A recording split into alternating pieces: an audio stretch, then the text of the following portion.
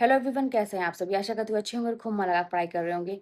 तो टारगेट का नहीं कंप्लीट कर पाना, कि आप कुछ प्लान करते हैं, सोचते हैं कि आज का मेरा टारगेट ये है और नहीं कंप्लीट कर पाते हैं, तो इसमें आपका कोई दोष नहीं है, इसमें आपकी कोई गलती नहीं है। ऐसा नहीं है कि आप बहुत ही खराब इंसान हैं। एक होता है ना कि इंसान को खुद लगने लगता है कि देखो अगला इंसान इतना चीख-चीख के कह रहा है, अगला इंसान सफल हो जा रहा है, अगला इंसान इतना दिन-रात मेहनत कर रहा है, मैं कैसा इंसान हूँ कि जो मुझे ये सारी चीज़ें मुझसे नहीं होती। ऐसा कभी-कभी इतना ज़्यादा अपने आप में गिल्ट फ़ील होने लगता है ना कि बहुत ही अपने आप को ही हम खराब मान लेते हैं। तो ऐसा करना बंद करिए, अपने आप को कोसना बंद करिए, बल्कि ये सोचिए कि ऐसा हो क्यों रहा है और क्या आपके साथ ही है या मेरे साथ भी है या बाकी लोगों के साथ भी है।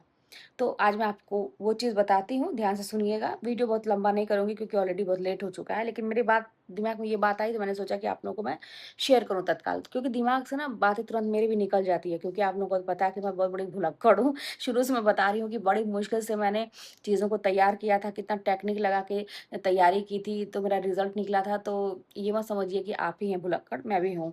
तो इसलिए मैं तुरंत बनाना वीडियो शुरू कर दी कि आप लोगों से ये बात कह दूँ। देखिए क्या है कि आलसी होना इंसान क्यों हो जाता है और क्यों नहीं कर पाता है जब शरीर को ना बहुत ज़्यादा सुविधाएँ मिलने लगती हैं।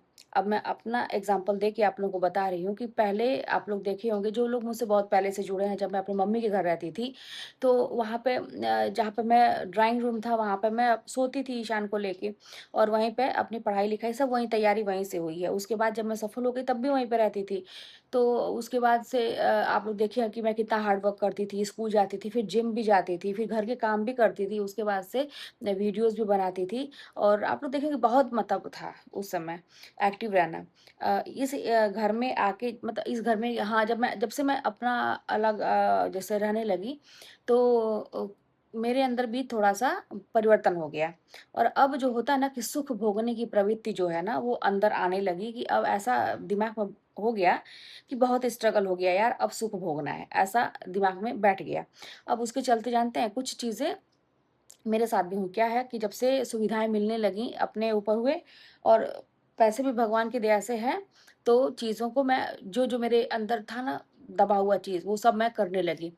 तो सबसे ज़्यादा मुझे ऐसा लगता है वही आज मैं सोच रही थी कि मुझे इस चीज़ को बदलाव करना पड़ेगा। वो चीज़ लगता है, ये जब से एसी लग गया, मैंने जब से लगवा लिया। मम्मी घर ऐसा नहीं था और जब मैं तैयारी करती थी तो मैंने आप लोगों को बताया भी था कि जब गर्मी रहती थी, तो मैं कूलर भी नहीं ऑन करती थी क्योंकि ऐसा लगता था कि नींद आएगी ठंडी हवा से। तो गर्मी के दिनों में गर्मी लगती थी तो उसी में पढ़ना रहता था और ठंडी के दिनों में मैं ओढ़ के नहीं बैठती थी रज़ाई में कि ठंड जब लगेगी तो फिर नींद नहीं आएगी, तो ये करती थी। अभी इतना मतलब सुख जब हो गया कि आने के बाद धूप में से आते हैं पढ़ा के इतना दूर से आके गाड़ी चला के और यहाँ पे एकदम से माहौल बहुत अच्छा मिलता है, ठंडा-ठंडा कमरा। तो ये सारी चीज़ें आप देख ही रहे हैं और बहुत सारी सुख-सुविधाएँ जो हो गई और एसी ख़ास करके लग गया, तो ये हुआ कि इतनी नींद आती है और जब नींद लग जाती है तो नींद खुलती नहीं है और इसकी वजह से बस मेरा यही काम हो गया है, स्कूल से पढ़ा के आना और थोड़े बहुत शाम को काम करना। काम वाली भी आती है, अपना सब कुछ करके जाती है। आप लोगों के साथ में वीडियो कभी-कभी नहीं हो पाता है, कभी हो जाता है। तो इस वजह से मैं खुद ये महसूस कर रही हूँ कि ये तो मुझे पहले से पता था, लेकिन अब जो है इस वजह से चीज़ें नहीं हो पाती हैं, थोड़ा-सा डिले हो जा रहा है। तो ये कहने का मतलब है कि आप लोग भी ना जितना ही अपने शरीर को आराम देने की कोशिश करेंगे, सुख भोगने की कोशिश करेंगे, उतना ही ज़्यादा आप काम नहीं कर पाएँगे। जितना ही रफ एंड टफ रहेंगे, आपको गर्मी से फ़र्क नहीं पड़ता, सर्दी से फ़र्क नहीं पड़ता है, किसी चीज़ से फ़र्क नहीं पड़ता है, आपको बस अपना टारगेट दिख रहा है, तब आप 100% कर पाएँगे। अब मुझे जैसे दिमाग में ये हो गया है कि मैंने बड़ी मेहनत की जैसे एक होता है फ़ेज़ कहते हैं चलता है, लाइफ़ का एक फ़ेज़ होता है। अब हो सकता है मेरा ये फ़ेज़ चल रहा हो कि अब आराम करना है, हो गया सब कुछ आराम करना है और जो भी है। तो हो सकता है कि मेरा ये होता है ना चक्र चलता, सब लोग कहते हैं सुख के बाद दुःख, दुःख के बाद सुख, ऐसा तो हो सकता है कि मेरा अच्छा समय चल रहा हो और सुख का समय चल रहा हो, तो इसको मैं एन्जॉय करती हूँ कि बड़े भाई मुश्किलों से ये समय आया है, नहीं तो पहले नसीब नहीं होता था। लेकिन मैं बता दूँ कि चीज़ें पहले की तरह नहीं मैं कर पा रही हूँ। या तो आराम कर लो, या तो सुख भोग लो, या तो काम कर लो, यही हो सकता है।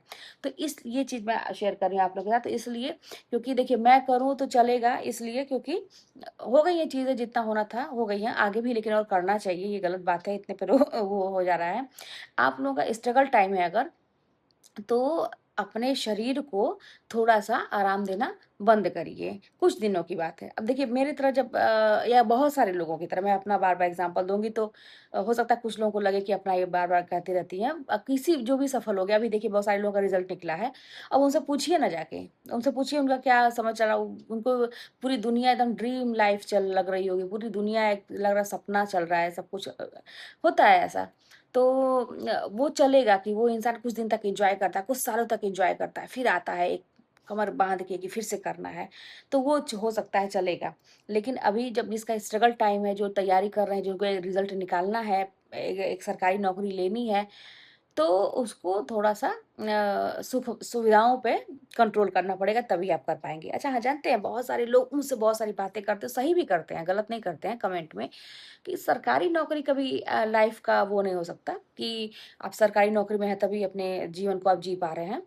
बिल्कुल, 100%, 100% मैं खुद मानती हूँ। आप लोग खुद देखते हैं ना कि मैं गवर्नमेंट जॉब में हूँ, लेकिन थोड़ा-सा क्रिएटिविटी है मेरे अंदर और कुछ चीज़ें को मतलब गॉड गिफ्टेड है कुछ चीज़ें, तो मैं उसको भी लेके अपना काम करती रहती हूँ, 100%। लेकिन बात ये है कि हम कर क्या रहे हैं? हम तो फॉर्म भर रहे हैं। हम तो सरकारी नौकरी की तैयारी कर रहे हैं, तो भाई जब जो कर रहे हैं तो उसके लिए तो लगना पड़ेगा ना। देखिए एक चीज़ में लगिए, मैं बार-बार कह रही हूँ यार, डिसाइड कर लीजिए कि इस ज़ोन में जाना है, सरकारी नौकरी वाले में जाना है कि मुझे कुछ अपना टैलेंट के हिसाब से काम करना है। एक चीज़ में जाइए, ठीक है? हर तरफ से आपको सफलता मिलेगी। अभी बहुत सारे लोगों का मैं व्लॉग देखती हूँ, यूट्यूब पे काम जो लोग करते हैं। आप लोग भी जानते होंगे सौरभ जोशी हैं और भी बहुत सारे ऐसे क्रिएटर्स हैं जो बहुत बड़े-बड़े मोटिवेशनल स्पीकर जो संदीप माहेश्वरी जी हैं, सोनू शर्मा जी हैं और बहुत सारे लोगों को क्या नाम मुझे याद नहीं आ रहा, बहुत सारे लोग ऐसे हैं। आप लोग देखिए ना उनको, क्या वो सरकारी नौकरी तो मतलब वो सरकारी नौकरी तो नहीं करते। वो तो अपने टैलेंट के हिसाब से बहुत सारे लोग तो कर के छोड़ दिए। तो ये सारी चीज़ें जो है ना कि आपको देखना पड़ेगा कि हमको करना क्या है। एक चीज़ डिसाइड कर लीजिए कि जो भी करना है उसी क्षेत्र में आपको जाना है। तो यही सारी चीज़ें थी, मैंने कहा कि आप लोगों के साथ शेयर करूँ और हाँ कल की वीडियो में या इसके पहले कि किसी ने पूछा मुझसे कि अच्छा ये बताइए कि बाल बहुत ज़्यादा झड़ रहे हैं, इसके लिए आप तेल कौन-सा लगाती हैं? तो ये वाला अभी मैंने अपना जो मेरा ब्लॉग चैनल है, गर्जना जीत की, उस पे मैंने डाला है।